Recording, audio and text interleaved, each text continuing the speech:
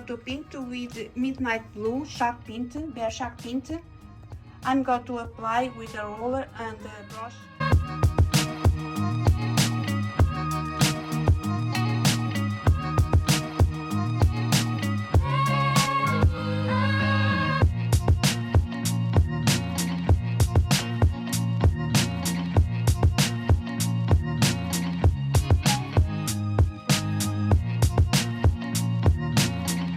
Inside the cabinet, I'm going to use the stencil from Redesign with Prima by Kacha. I really love this stencil. I'm going to apply with a roller.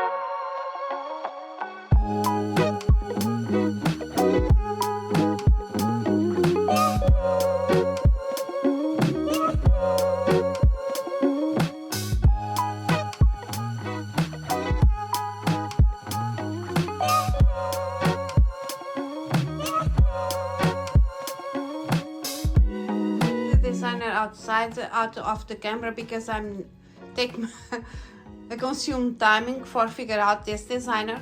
Now I'm going to paint with chalk paint on a midnight blue color, the same color I did inside.